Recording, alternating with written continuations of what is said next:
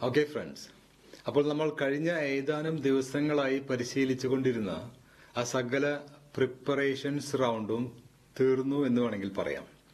ഇന്ന് മുതൽ നമ്മൾ ഒരു സ്പെഷ്യൽ ഭാഗത്തേക്ക് കടക്കുകയാണ്. That means the pakka practical round.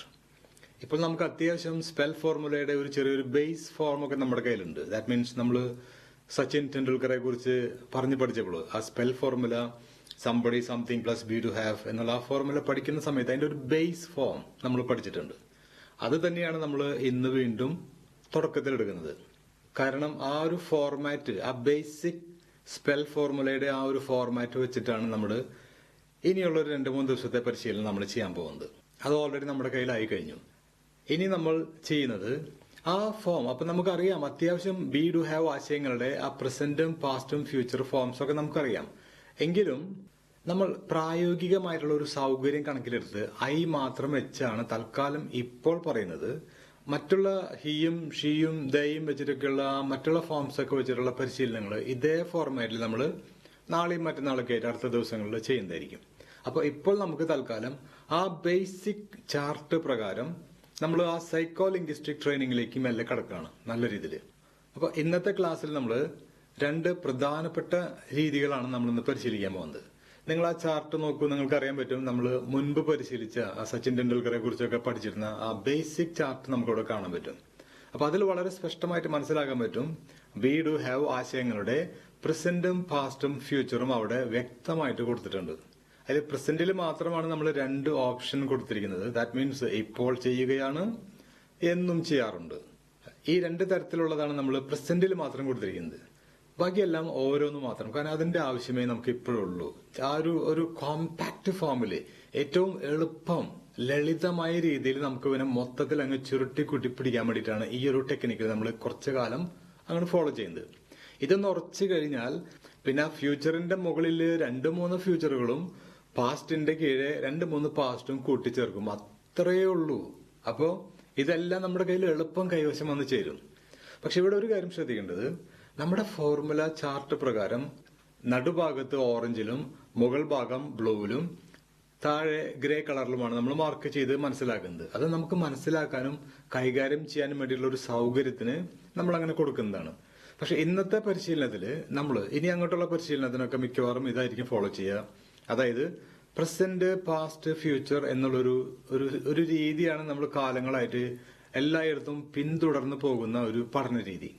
ഒരുപക്ഷെ നിങ്ങളും ഇത്രയും കാലം പിന്തുടർന്ന് വന്നിട്ടുള്ള രീതിയും അത് തന്നെയായിരിക്കാം. അപ്പോൾ നമുക്ക് അതേ രീതി തന്നെ പിന്തുടർന്ന് പോവുകയാണ് പ്രാക്ടിക്കൽ സെൻസിൽ കൂടുതൽ എളുപ്പം. അപ്പൊ നമ്മൾ അത് പ്രകാരം നമ്മുടെ ചാർട്ട് നോക്കിയാൽ അറിയാൻ പറ്റും പ്രസന്റ് കഴിഞ്ഞിട്ട് നേരെ പാസ്റ്റ് എന്നിട്ട് ഫ്യൂച്ചർ. ആ 1, 2, 3 എന്നുള്ള നമ്പർ കണ്ടാൽ അറിയാൻ പറ്റും അതാണ് നമ്മൾ പ്രാക്ടീസ് ചെയ്യാൻ പോകുന്ന ഓർഡർ. പക്ഷെ ആ ഫോർമുല ചാർട്ടിൽ നമ്മൾ ഏറ്റവും ആദ്യം ഫ്യൂച്ചർ ആണ് കാണുന്നത്. പക്ഷെ അത് നമ്മൾ നമ്മുടെ ആ സ്പെൽ ഫോർമുലയുടെ ഒരു സ്പെഷ്യാലിറ്റി ആയിട്ട് കൺസിഡർ ചെയ്താൽ മതി. തൽക്കാലം അത് മാറ്റിവെക്കുക. നമ്മൾ അതിന്റെ താഴെ ആ പറയുന്ന ഓർഡറിൽ നമ്മൾ എഴുതുന്നുണ്ട്. നോക്കി, ആദ്യം പ്രസന്റ്, പിന്നെ പാസ്റ്റ്, ഫ്യൂച്ചർ, അങ്ങനെയാണ്. പക്ഷെ ഇവിടെ ശ്രദ്ധിക്കേണ്ടത് നമ്മൾ ആ ഏരോ നോക്കുക, നിങ്ങൾ കീഴ്പൊട്ടിക്കുകയാണ് ഏരോ. ദാറ്റ് മീൻസ് ഒരു ആശയം തന്നെ പറഞ്ഞുകൊണ്ടിരിക്കുക. ദാറ്റ് മീൻസ് നമ്മൾ ആദ്യം ബി പറയുമ്പോൾ ബി തന്നെ പ്രസന്റ്, പാസ്റ്റ്, ഫ്യൂച്ചർ പറയാം. അതിനുശേഷം ഡൂവിലേക്ക് കിടക്കുക. കണ്ട നടുവിലത്തെ ആ ബോക്സ് കണ്ടോ? അപ്പൊ അത് ഡൂ ഐഡിയയുടെയാണ്. അതിനുശേഷം ഡൂവിന്റെ പ്രസന്റ്, പാസ്റ്റ്, ഫ്യൂച്ചർ നോക്കും. അതിനുശേഷം ഹാവിന്റെ ബോക്സിലേക്ക് കിടക്കുക. അതിന്റെ പ്രസന്റും പാസ്റ്റും ഫ്യൂച്ചറും പ്രാക്ടീസ് ചെയ്യും. ഇതാണ് ഒന്നാമത്തെ സ്റ്റെപ്പിൽ ഓരോ ആശയം മാത്രമേ ഉണ്ടാവുള്ളൂ. രണ്ടാമത്തെ സ്റ്റെപ്പിലാണ് അത് കീഴെ കാണുന്ന ബോക്സിൽ നോക്കിയാൽ നിങ്ങൾക്ക് അറിയാൻ പറ്റും ഈ ബി ഡു ഹാവ് ആശയങ്ങളിൽ നിന്നും ഓരോന്നും നമ്മൾ വീതമെടുക്കും. ദാറ്റ് മീൻസ് കറക്റ്റ് മിക്സിംഗ് അവിടെ സംഭവിക്കുന്നുണ്ട്. അതിനാണ് ആ ഏരോ, വലത്തോട്ടുള്ള ഏരോ, ഒരു ഹൊറിസോണ്ടൽ ഏരോ കൊടുക്കുന്നത്. അത് എല്ലാത്തിൽ നിന്നും ഓരോന്നെടുക്കുന്നു എന്ന് കാണിക്കാൻ വേണ്ടിയിട്ടാണ് ആ വലത്തോട്ടുള്ള ഏരോ കാണിക്കുന്നത്. പക്ഷെ ആദ്യം നമ്മൾ ബി പ്രാക്ടീസ് ചെയ്യുമ്പോൾ ബി മാത്രം, അതിന്റെ പ്രസന്റും പാസ്റ്റും ഫ്യൂച്ചറും. ഡു ചെയ്യുമ്പോൾ ഡു മാത്രം, ഹാവ് ചെയ്യുമ്പോൾ ഹാവ് മാത്രം. അത് ആ ഫോംസ് ഒന്നുകൂടെ ഒന്ന് ഉറപ്പിക്കാൻ വേണ്ടി മാത്രമാണ്, ജസ്റ്റ് ഒന്ന് റിമൈൻഡ് ചെയ്യാൻ വേണ്ടി മാത്രമാണ്. അവിടെ കാര്യമായിട്ടുള്ള പരിശീലനം ഇല്ല. പക്ഷെ അവിടെ പരിശീലനം ചെയ്യുന്നത് നമ്മളിപ്പോ ഇത്രയും ദിവസം പരിശീലിച്ചിട്ടുള്ള സംഗതികളുടെ ഒരു ഓർമ്മപ്പെടുത്തലിന് വേണ്ടിയിട്ടാണ്. അത് നിങ്ങൾക്ക് മനസ്സിലാക്കാൻ പറ്റും. നമ്മൾ ഫസ്റ്റ് നോക്കിയ ബിയുടെ കോളംസ് ഒന്ന് വായിച്ചു നോക്കി. At present I am confident, അല്ലെ? നിങ്ങൾ അതിന്റെ ആ ബോക്സിലുള്ളത് വായിച്ചാൽ മാത്രം അറിയാൻ പറ്റും പ്രസന്റും പാസ്റ്റും ഫ്യൂച്ചറും എളുപ്പം അറിയാൻ പറ്റും. കണ്ടോ? I am, I was, I will be. ഞാനാണ്, ഞാനായിരുന്നു, ഞാനാകും. സിമ്പിൾ അല്ലേ? പ്രസന്റ്, പാസ്റ്റ്, ഫ്യൂച്ചർ ഈസി ആയിട്ട് മനസ്സിലാക്കാം. ഡൂലും അങ്ങനെ തന്നെയാണ്. ഐ ആം പ്രാക്ടീസിങ്, അതായത് ഇപ്പൊ ചെയ്യാണ്. ഐ പ്രാക്ടീസ് എന്ന് പറഞ്ഞാൽ എന്നും ചെയ്യണ കാര്യം. നമ്മളതിൽ ഒരെണ്ണേ ഇപ്പൊ പ്രാക്ടീസ് ചെയ്യുന്നുള്ളൂ കേട്ടോ. അപ്പൊ ഐ ആം പ്രാക്ടീസിങ്, ഇപ്പോൾ പ്രാക്ടീസ് ചെയ്യാണ്. ഐ പ്രാക്ടീസ്ഡ്, ഞാൻ പ്രാക്ടീസ് ചെയ്തിരുന്നു, അത് പാസ്റ്റ്. ഐ വിൽ പ്രാക്ടീസ്, ഞാൻ പ്രാക്ടീസ് ചെയ്യും, ഫ്യൂച്ചർ. കണ്ട, ഇപ്പൊ ചെയ്യുകയാണ്, ഇന്നലെ ചെയ്തിരുന്നു, നാളെ ചെയ്യും. ഇതേപോലെ തന്നെ ഹാവിലും എങ്ങനെയായിരിക്കും? ഇപ്പോഴുണ്ട്, മുൻപുണ്ടായിരുന്നു, നാളെ ഉണ്ടാകും. വളരെ സിമ്പിൾ അല്ലേ? വെറും പ്രസന്റും പാസ്റ്റും ഫ്യൂച്ചർ എന്നുള്ള ആ ചെറിയ ഒരു ഡയമെൻഷൻ മാത്രമേ ഉള്ളൂ ഈ ബി ഡു ഹാവ് തലങ്ങളിൽ. അതും പ്രാക്ടീസ് ചെയ്യുമ്പോൾ ഒരു ഐഡിയ മാത്രം. നമുക്ക് ആദ്യം ബി മാത്രം ഒന്ന് നോക്കാം. റെഡി അല്ലേ? ജസ്റ്റ് ഒന്ന് വായിച്ചു നോക്കിയേ. At present I am confident, ഇപ്പോൾ ഞാൻ കോൺഫിഡന്റ് ആണ്. But in the past I was doubtful, ഞാൻ ഒരല്പം ഡൗട്ട്ഫുൾ ആയിരുന്നു. ഡൗട്ട്ഫുൾ കറക്റ്റ് ആയിട്ട് മനസ്സിലാക്കുക, doubtful. In the future I will be fluent. ഇപ്പൊ നോക്കിയേ, ഇപ്പോൾ ഞാൻ എന്താണ്, മുൻപ് എന്തായിരുന്നു, ഭാവിയിൽ എന്താകും. നമുക്കൊരു ഈ ബി ആശയത്തിന്റെ ഒരു ഏകദേശം ഒരു സംക്ഷിപ്തമായിട്ടുള്ള രൂപം ഇതിൽ കിട്ടി. ഇത് നമ്മൾ ആ കണക്ഷൻ കറക്റ്റ് ചെയ്ത് കിട്ടിക്കണ്ട. ആ ടൈം വേർഡുകൾ, ടൈം ബേസ്ഡ് കണക്ഷൻസ് അതിൽ വെച്ചിരിക്കുന്നുണ്ട്. At present, but in the past, in the future. കണ്ട, പ്രസന്റും പാസ്റ്റും ഫ്യൂച്ചറിനെ വളരെ വിദഗ്ധമായിട്ട് നമ്മൾ കോർത്തിണക്കിക്കൊണ്ടാണ് ഈ ബി ആശയം അങ്ങ് പറഞ്ഞിരിക്കുന്നത്. ഇത് നിങ്ങളൊന്ന് ജസ്റ്റ് ഒന്ന് പറഞ്ഞു നോക്കുക. എങ്ങനെയൊന്ന് പറഞ്ഞു നോക്കിയേ. Well, at present I am confident, but in the past I was doubtful. I think in the future I will be fluent. അവിടെ തന്നെ ഒരു സ്പീച്ചിന്റെ ഒരു ഛായ വന്നില്ലേ? ഇത്രയേ ഉള്ളൂ സംഗതി. At present I am confident, but in the past I was doubtful. I think in the future I will be fluent. ഇനി ഇതേപോലെ തന്നെ നിങ്ങൾ ഡൂവിലും ഹാവിലും പറയാം. പക്ഷെ ഇവിടെ ശ്രദ്ധിക്കേണ്ടത്, ഈ പറയുന്ന ആശയങ്ങൾ നമ്മൾ രണ്ട് തരത്തിലൂടെ ഒന്നുകൂടെ പ്രാക്ടീസ് ചെയ്യണം. നമ്മൾ ഇതുവരെ പഠിച്ചതെല്ലാം ഒന്ന് ഓർത്തെടുക്കണമെന്ന് പറഞ്ഞില്ലേ? അപ്പൊ ഇതുവരെ പഠിച്ചതിൽ നമ്മൾ ഒരു കാര്യം മനസ്സിലാക്കിയിട്ടുണ്ട്. നമ്മൾ ആശാനെ തൊട്ട് വന്നിച്ച് പോകണം, അതായത് ഡൂവിനെ നമ്മളൊന്ന് റെസ്പെക്ട് ചെയ്യണം എന്ന് പറഞ്ഞ പോലെ മാതൃഭാഷയായിട്ടുള്ള മലയാളത്തിന്റെ സപ്പോർട്ടും കൂടെ നമ്മൾ എപ്പോഴും ഉപയോഗിച്ചുകൊണ്ടിരിക്കണം. അത് എന്തിനാണെന്ന് നമ്മൾ പറഞ്ഞിട്ടുണ്ട്. ആ ഇമോഷൻസും ഫീലിങ്സും അതിന്റെ ആ ഫുൾ പൊട്ടൻഷ്യൽ നമുക്ക് പുറത്തേക്ക് എടുക്കാൻ വേണ്ടിയിട്ടാണ്. നമ്മൾ മലയാളം പറഞ്ഞു കഴിഞ്ഞിട്ട് ഇംഗ്ലീഷ് പറയുമ്പോൾ അതിനൊരു എനർജി, ഒരു പവർ വേറെ വരും. അതിന് വേണ്ടിയിട്ടാണ്. അപ്പോൾ നമ്മുടെ ഇംഗ്ലീഷ് സ്ട്രക്ചറുകൾക്ക്, ഇപ്പൊ ബി ഡു ഹാവ് ആശയങ്ങൾക്ക് ആ മലയാളത്തിൻ്റെതായിട്ടുള്ള ആ ഒരു തള്ളിച്ച, ആ ഒരു ഫോഴ്സ്, ഒരു ഫ്ലോ, ഒരു നാച്ചുറൽ എനർജി എളുപ്പം കിട്ടാൻ വേണ്ടിയിട്ടാണ് ആ ഒരു പരിശീലനം വേണമെന്ന് പറയുന്നത്. അപ്പൊ നമ്മൾ ആദ്യം ഇംഗ്ലീഷ് ആൻഡ് മലയാളം കണ്ട സ്റ്റെപ്പ് 1 നോക്കിയേ. I and am, that means ആദ്യം ഇംഗ്ലീഷിൽ പറയും, അതിന്റെ തൊട്ട് പിന്നാലെ അതിന്റെ മലയാളം പറയും. അതാണ് ഒന്നാമത്തെ സ്റ്റെപ്പ്. രണ്ടാമത്തെ സ്റ്റെപ്പ് അത് നേരെ റിവേഴ്സ് ചെയ്യും.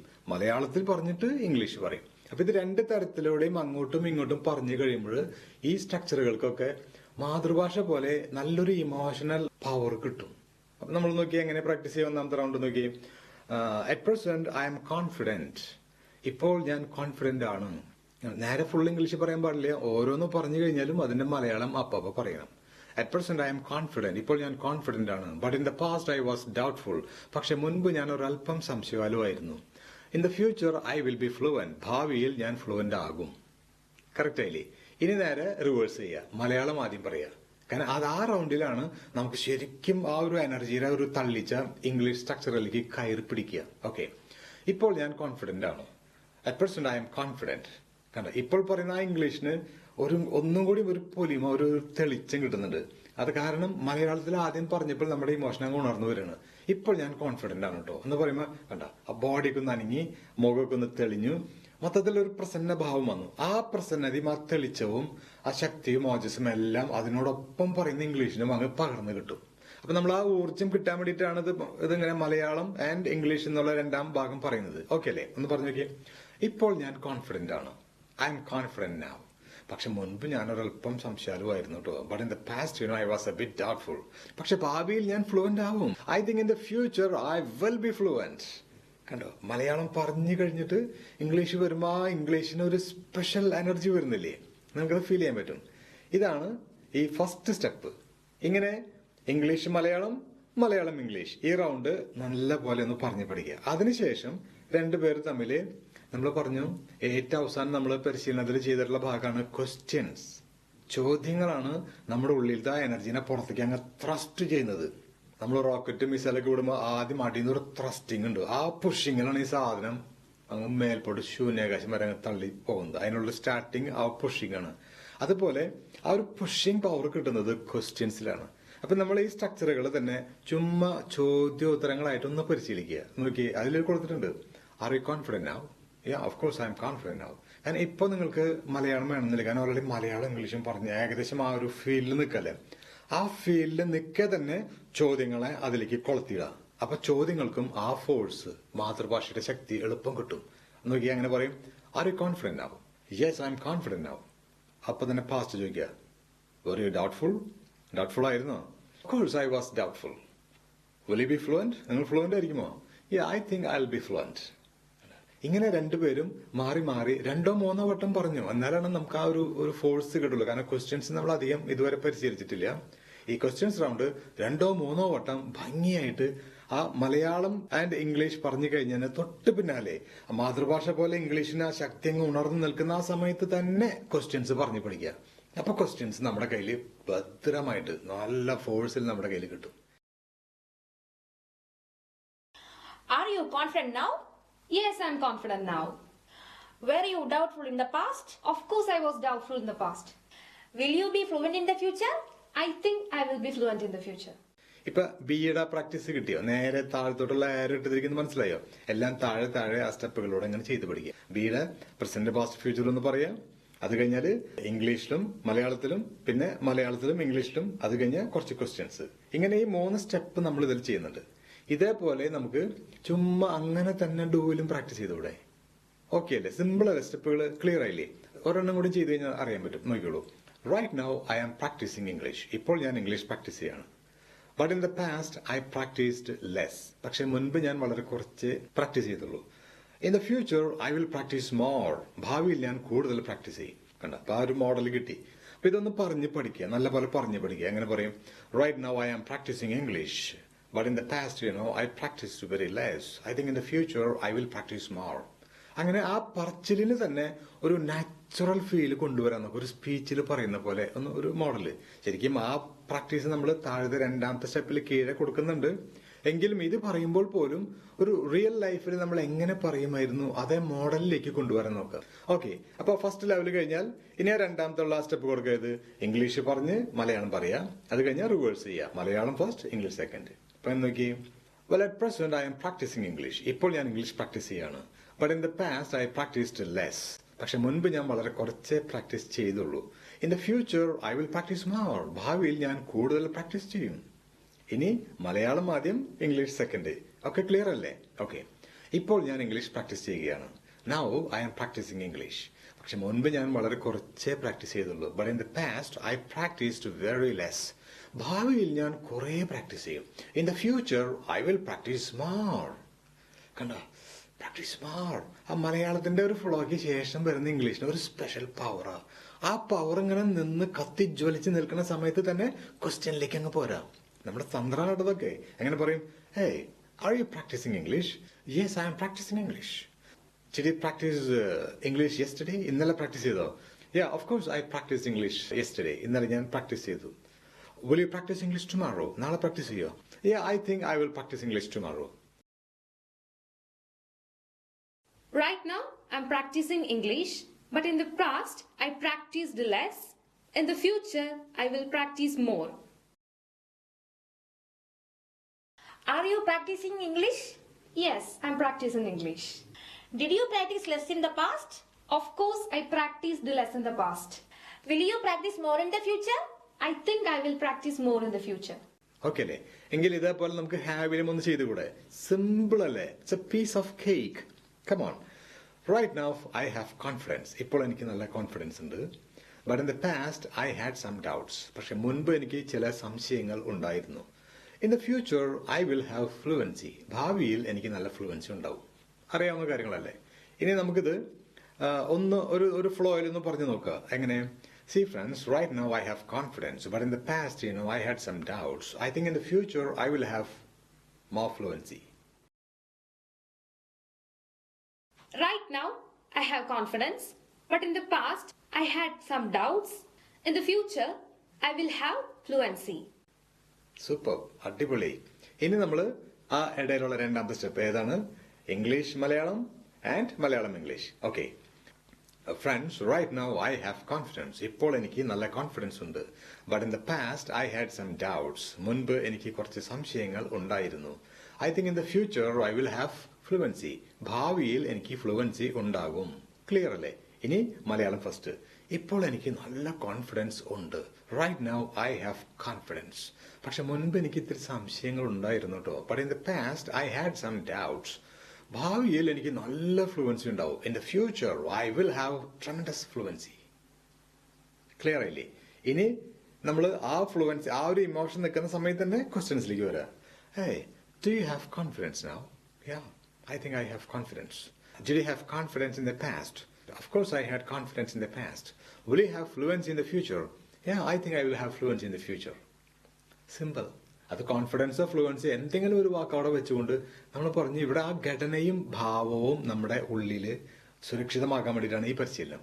അത് ചെയ്തു കഴിഞ്ഞാൽ നമ്മുടെ ഒന്നാം ഘട്ടം പരിശീലനം ഇവിടെ തീർന്നു. Do you have confidence now? Yes, I have confidence now. Did you have doubts in the past?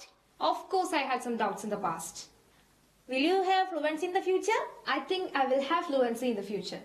ഇത്രയും കഴിഞ്ഞാൽ നമ്മൾ രണ്ടാമത്തെ സ്റ്റേജിലേക്ക് കടക്കണം. ഈ രണ്ടാമത്തെ സ്റ്റേജിൽ നമ്മൾ ബിയും ഡൂവും ഹാവും. ഇനി നമ്മൾ ഹൊറിസോണ്ടൽ പ്രാക്ടീസ്. നേരത്തെ വെർട്ടിക്കൽ ആയിരുന്നു, നേരെ കീഴ്പോട്ടായിരുന്നു. ഒരാശയം പറയുമ്പോൾ അത് തന്നെ അതിന്റെ പ്രസന്റും പാസ്റ്റും ഫ്യൂച്ചറാണ്. പക്ഷെ ഇനി പറയുമ്പോൾ അങ്ങനെ പ്രസന്റും പാസ്റ്റും ഫ്യൂച്ചർ ഒന്നും പറയില്ല, പ്രസന്റ് തന്നെ പറയും. ബിയും ഡൂവിന്റെയും ഹാവിന്റെയും ഒരു തലം, ഒരു ടെൻസിൽ തന്നെ മൂന്നിന്നും ഓരോന്നെടുത്ത് പറഞ്ഞു പഠിക്കും. അതായത് ബിയുടെ പ്രസന്റ്, ഡൂവിന്റെ പ്രസന്റ്, ഹാവിന്റെ പ്രസന്റ്.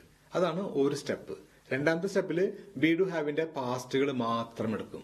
മൂന്നാമത്തെ സ്റ്റെപ്പില് ബി ടു ഹാവിന്റെ ഫ്യൂച്ചറുകൾ മാത്രം എടുക്കും. അങ്ങനെ ഓരോ ലെയറിലും ഓരോ സ്റ്റെപ്പുകളിലും നമ്മളിങ്ങനെ കൂട്ടിച്ചേർത്ത് ഓരോ സ്പീച്ച് ഫോർമാറ്റ് ആകാനാണ് പോകണം. അപ്പൊ 3 സ്പീച്ച് നമ്മൾ ഇവിടെ ക്രിയേറ്റ് ചെയ്യും. പ്രസന്റുകൾ തമ്മിൽ ഒരു സ്പീച്ച്, പാസ്റ്റുകൾ തമ്മിൽ ഒരു സ്പീച്ച്, ഫ്യൂച്ചറുകൾ തമ്മിൽ ഒരു സ്പീച്ച്. ഇതിൽ ആദ്യത്തെ സ്പീച്ച് കാണുമ്പോൾ കേൾക്കുമ്പോൾ നിങ്ങൾക്ക് ഒരു കാര്യം വ്യക്തമാക്കാൻ പറ്റും. നമ്മൾ തുടക്കത്തിൽ സച്ചിൻ ടെണ്ടുൽക്കറെ കുറിച്ച് ഇതേ ഫോർമാറ്റ് വെച്ച് നമ്മൾ പ്രാക്ടീസ് ചെയ്തത് ഈ പ്രസന്റുകൾ മാത്രം വെച്ചിട്ടുള്ള ഒരു മോഡൽ സ്പീച്ച് ആയിരുന്നു, അല്ലെ? സച്ചിൻ ഭയങ്കര താരമാണ്, അവൻ ക്രിക്കറ്റ് ഇഷ്ടമാണ്, ചെയ്യുന്നു, അവന് റെക്കോർഡുണ്ട്, കണ്ട സച്ചിൻ എന്തോ ആണ്, സച്ചിൻ എന്തോ ചെയ്യുന്നു, സച്ചിൻ എന്തോ ഉണ്ട്. അതാണ് നമ്മുടെ ഇപ്പോഴത്തെ ഫസ്റ്റ് റൗണ്ട് പ്രസന്റ്. ഓക്കെ, അന്ന് വായിച്ചു നോക്കി. Right now I am confident. ഇപ്പോൾ ഞാൻ കോൺഫിഡന്റ് ആണ്. Be idea.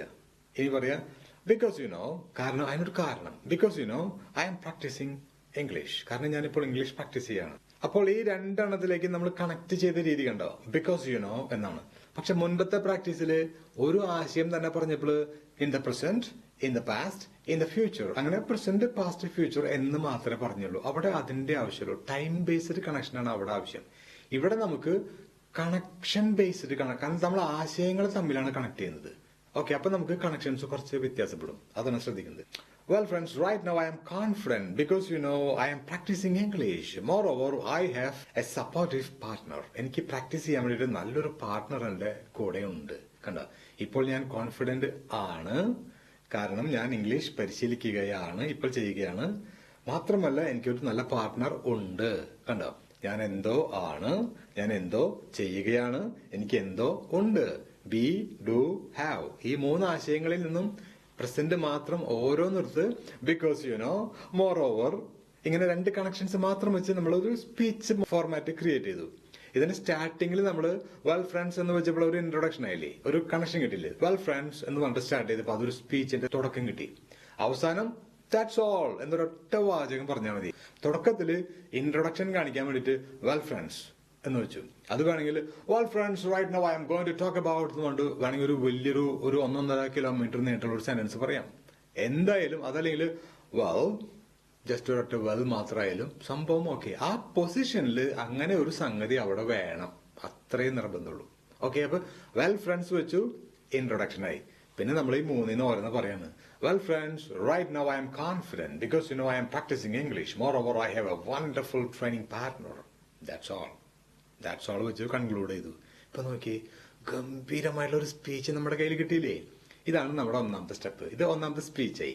ഓക്കെ, ഇനി ഇതിന്റെ പരിശീലനം നമ്മൾ പറഞ്ഞു സൈക്കോ ലിംഗ്വിസ്റ്റിക് ട്രെയിനിങ്ങിലേക്ക് പോകണം. പക്ഷെ അതിന് മുമ്പ് ഇത് 3 നമുക്ക് ആദ്യം തയ്യാറാക്കി നമുക്ക് വെക്കാം. നമ്മൾ കറികളൊക്കെ തയ്യാറാക്കുന്ന സമയത്ത് ഉള്ളിയും മുളകൊക്കെ അരിഞ്ഞിട്ട് ഒരു പ്ലേറ്റിൽ അങ്ങോട്ട് നീക്കി വെക്കി.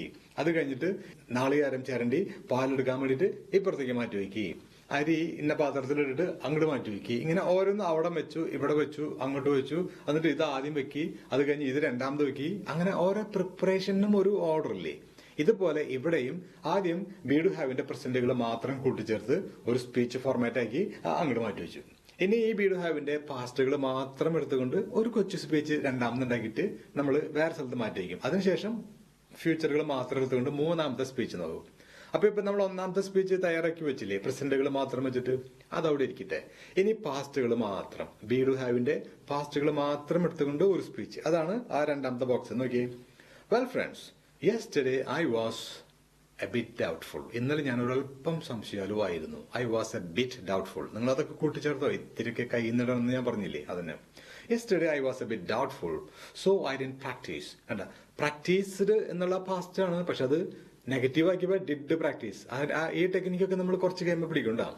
ആ ഡിഡ് വെച്ചപ്പോ അത് പാസ്റ്റ് തന്നെയാണ്. അത് നെഗറ്റീവിലാക്കാൻ വേണ്ടി നമ്മളിങ്ങനെ പിരിച്ചെഴുതിയെന്ന് മാത്രമേ ഉള്ളൂ. ഇന്നലെ ഒരല്പം ഡൗട്ട്ഫുൾ ആയിരുന്നു, അതുകൊണ്ട് ഞാൻ പ്രാക്ടീസ് ചെയ്തില്ല. നെഗറ്റീവ് ആയാലും അത് പാസ്റ്റ് തന്നെ. So I didn't practice. നിങ്ങൾ രണ്ടും ഒരുമിച്ചൊന്ന് പറഞ്ഞു നോക്കിയേ. Well friends, yesterday I was a bit doubtful, so I didn't practice. Moreover, I had a slight headache. മാത്രമല്ല, എനിക്കൊരു ചെറിയ തലവേദനയും ഉണ്ടായിരുന്നു. കണ്ടോ, ഇന്നലെ ഞാൻ ഇങ്ങനെ ആയിരുന്നു, ഡൗട്ട്ഫുൾ ആയിരുന്നു, ഇങ്ങനെ ചെയ്തില്ല എന്നാക്കി. കാരണം ഇങ്ങനെ ഉണ്ടായിരുന്നു, തലവേദന ഉണ്ടായിരുന്നു. ബിയില്, ഡൂവില്, ഹാവില് ഒക്കെ പാസ്റ്റിക്കൂടെ ഇങ്ങനെ കടത്തി വിട്ടു. ഞാൻ എന്തായിരുന്നു, എന്തു ചെയ്തില്ല എന്നാക്കി, എന്തുണ്ടായിരുന്നു. സിമ്പിൾ അല്ലേ? ഇനി ഈ സ്പീച്ചില് നമ്മള് തുടക്കത്തിൽ ഒരു ഇൻട്രൊഡക്ഷൻ കൊടുത്തില്ലേ, വെൽ ഫ്രണ്ട്സ് എന്ന്, അതുപോലെ അവസാനം ഒരു കൺക്ലൂഷൻ കൊടുക്കുക. That's all. വളരെ സിമ്പിൾ അല്ലേ? Any child can do that. അത്ര സിമ്പിൾ ആണ്. ഇനി ആ ഇൻട്രോയും കൺക്ലൂഷനും അടക്കം മുഴുവൻ ഒന്നൊന്ന് ചുരുട്ടി കൂട്ടി പിടിച്ചേ. എങ്ങനെ പറയും? Well friends, yesterday I was a bit doubtful, so I didn't practise English much. Moreover I had a slight headache. That's all. ശരിക്കും ഒറിജിനൽ സ്പീച്ചിൽ നമ്മൾ സംസാരിക്കുന്ന ഏതാണ്ട് അതേ ചായയും അതേ ഒരു രൂപമൊക്കെ വന്നു തുടങ്ങിയില്ലേ? ഇത്ര തന്നെയുള്ളൂ ഒറിജിനൽ ലൈഫിൽ നമുക്ക് ആവശ്യമുള്ളത്. ഓക്കെ, അപ്പൊ ഇത് സ്പീച്ചാക്കി ഇതാ രണ്ടാമത്തെ കൂട്ട് തയ്യാറായി. അത് അങ്ങോട്ട് മാറ്റിക്കിട്ടെ. ഇനി മൂന്നാമത്തെ കൂട്ട് എടുക്കണം നമ്മൾ. മൂന്നാമത്തെ കൂട്ട് ഏതാ? ഫ്യൂച്ചറുകൾ മാത്രം. ഇതേ ഫോർമാറ്റ് തന്നെ. ആ ഇൻട്രൊഡക്ഷനും കൺക്ലൂഷനും ഒക്കെ സെയിം തന്നെയാണ്. ഒരു വ്യത്യാസമില്ല. നമുക്കറിയാവുന്ന തന്നെയാണ് ഇതെല്ലാം. ഒന്ന് പറഞ്ഞു നോക്കിയേ. Well friends, I will B confident tomorrow. കണ്ട, ഫ്യൂച്ചർ അമ്മ ആകും. അപ്പൊ വിൽ ബി. ഡൂവിലാണെങ്കിലോ ചെയ്യും, വിൽ ഡു.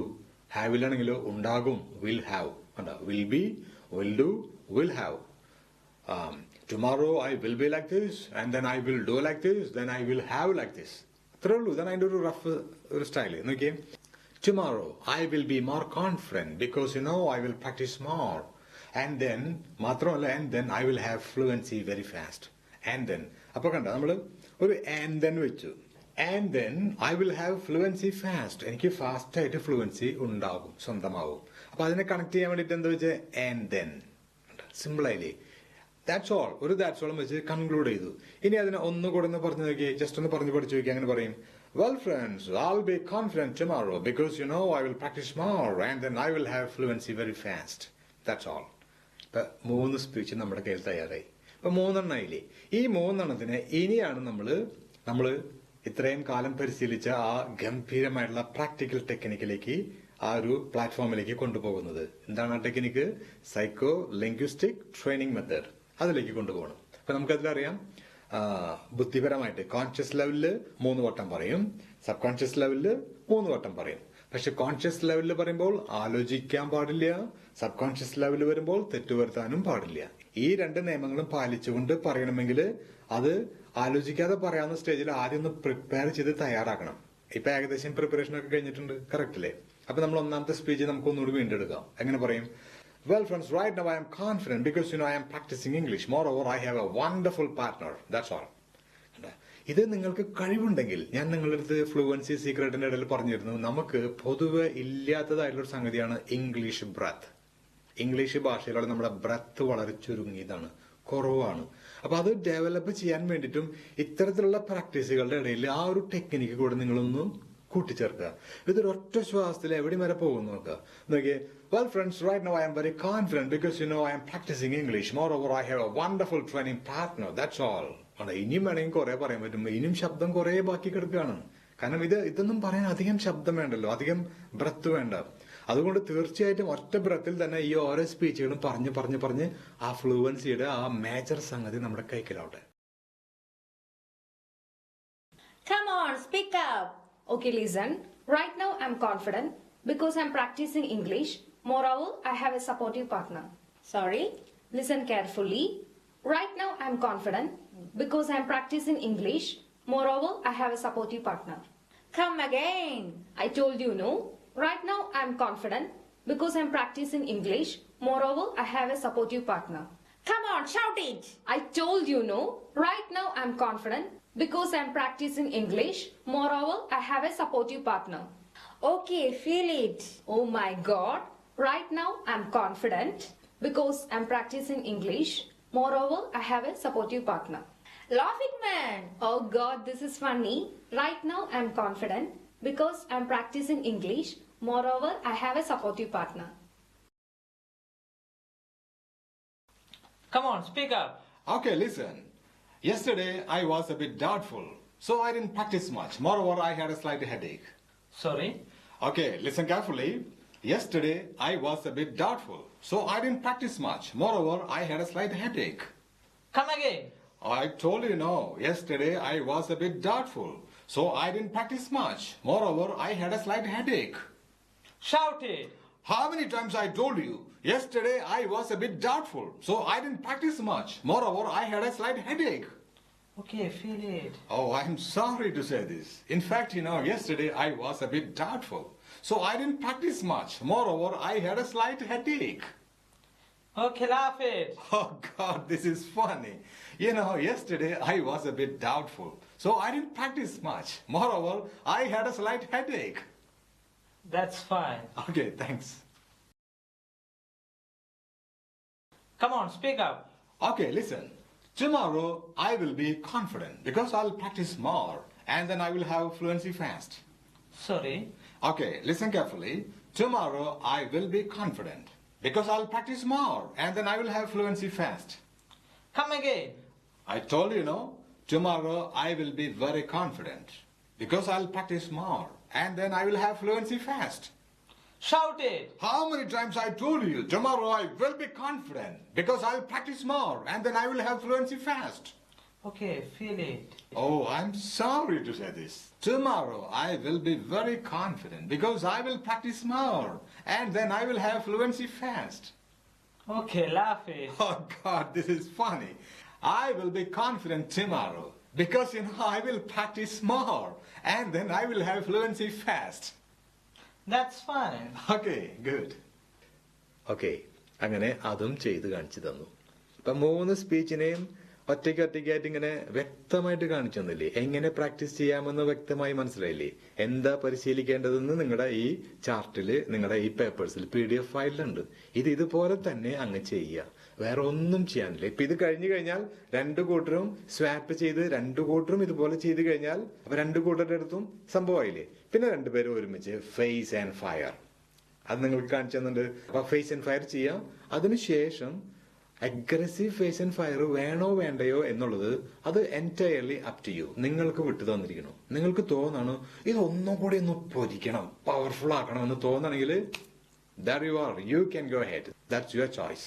ഓക്കെ, അപ്പൊ അത് ചെയ്താൽ വളരെ നന്നായി. അറ്റ്ലീസ്റ്റ് ഒരു തവണയെങ്കിലും ഒരു അഗ്രസീവ് ഫേസ് ആൻഡ് ഫയർ ചെയ്യുന്നത് തീർച്ചയായിട്ടും നന്നായിരിക്കും. It will do a world of good, I would say. അപ്പൊ ഇത്രയും കാര്യങ്ങൾ ചെയ്തു കഴിഞ്ഞാൽ സംഗതികൾ ഗംഭീരമായി. നിങ്ങൾക്ക് ആ എല്ലാ ടെക്നിക്കും പിടികിട്ടില്ലേ? ഇപ്പോൾ ഞാൻ പറയുന്നു, റിപ്പീറ്റേഷൻ ഒരുപാട് സംഭവിക്കുന്നുണ്ട്. മാത്രവുമല്ല ഇത് നമ്മുടെ സ്പെൽ ഫോർമുലയുടെ പക്ക ബേസ് ആണ്. പ്രസന്റ്, പാസ്റ്റ്, ഫ്യൂച്ചർ എന്നുള്ള സംഗതികൾ മാത്രമാണ്. അത് മാത്രം നമ്മളിപ്പോ ചെയ്താൽ മതി. വളരെ സിമ്പിൾ ആണ്, എളുപ്പമാണ് എന്ന് കരുതി സ്കിപ്പ് ചെയ്യരുത്. ഇതുപോലെ ഈ പറയുന്ന അത്രയും തവണ നിങ്ങൾ 2 പേർ ചേർന്ന് പരസ്പരം ചെയ്ത് കഴിഞ്ഞാലേ ഞാൻ പറയുന്ന ഗ്യാരണ്ടി നിങ്ങൾക്ക് കിട്ടുള്ളൂ, ഉറപ്പ് കിട്ടുള്ളൂ. അത് ഉറപ്പാണ്. കാരണം ഇത് ചെയ്ത് നിങ്ങളുടെ ഉള്ളിലെത്തിയാൽ പിന്നെ എങ്ങനെ പറയാതിരിക്കാൻ പറ്റും? You cannot help speaking English once you complete this kind of practice. അത് അത്രയും ഉറപ്പായിട്ടുള്ള സംഭവമാണ്. അപ്പൊ ഇതുപോലെ ചെയ്യാം. ഇനി ബാക്കിയുള്ള 1-2 ദിവസങ്ങളിൽ ഇതേ ടെക്നിക്ക് തന്നെ നമ്മൾ മറ്റുള്ള സബ്ജക്ട്സ് വെച്ച് പറയും. ഹീയും ഷീയും ദയും യു ഒക്കെ വെച്ച് പറയും. അപ്പോഴാണ് നമുക്ക് കംപ്ലീറ്റ് ആ പവർ ചേമ്പർ നമ്മുടെ കൺട്രോളിലായി കിട്ടുക. ഇംഗ്ലീഷ് ഭാഷയുടെ പക്ക ഫൗണ്ടേഷൻ എന്ന് പറഞ്ഞ സാധനം നമ്മുടെ കയ്യിൽ ഇൻടാക്ട് ആയിട്ട് കയ്യിൽ വരും. അതിനുശേഷം പിന്നീടുള്ള ട്രെയിനിങ് വളരെ സിമ്പിളാണ്. ഇത്തിരി ഫ്യൂച്ചർ കൂട്ടും, ഇത്തിരി പാസ്റ്റും കൂട്ടിച്ചേർക്കും. That's all. പിന്നെ അങ്ങോട്ടും ഇങ്ങോട്ടും ഓർഡറൊക്കെ ഒന്ന് തെറ്റിച്ച് പറഞ്ഞു കഴിഞ്ഞാൽ ഒറിജിനൽ ഇംഗ്ലീഷ് നമ്മുടെ കൈവശമായി. ഇത്രയേ ഉള്ളൂ ഈ സിമ്പിൾ ഇംഗ്ലീഷിന്റെ കാര്യം. പക്ഷെ ഈ ഭാഗം ഇതുപോലെ മനസ്സിലാക്കി കോൺഷ്യസ് മൈൻഡും സബ് കോൺഷ്യസ് മൈൻഡിനും സിങ്ക്രണൈസ് ചെയ്യുന്ന ഈ സൈക്കോ ലിംഗ്വിസ്റ്റിക് ട്രെയിനിങ് പാത്തിലൂടെ കടന്നു പോയാൽ മാത്രമേ, അങ്ങനെ കടന്നു പോകുന്നവർക്ക് മാത്രമേ ഇംഗ്ലീഷ് ഭാഷ മാതൃഭാഷ പോലെ സ്വന്തമാവുകയുള്ളൂ. അത് നിങ്ങൾ എഴുതി ഉറപ്പിച്ചു വെച്ചോ മനസ്സിൽ. എന്നിട്ട് അത് പ്രകാരം തന്നെ പോയിക്കോ. ഒരു കോംപ്രമൈസും ചെയ്യാൻ പാടില്ല. No compromise. ഓക്കെ. സോ അടുത്ത ക്ലാസ്സിൽ നമുക്ക് ഇതിന്റെ അടുത്ത സബ്ജക്ട് വെച്ച് നമുക്കൊന്ന് പരിശീലിക്കാം. Until then, bye bye. Take care.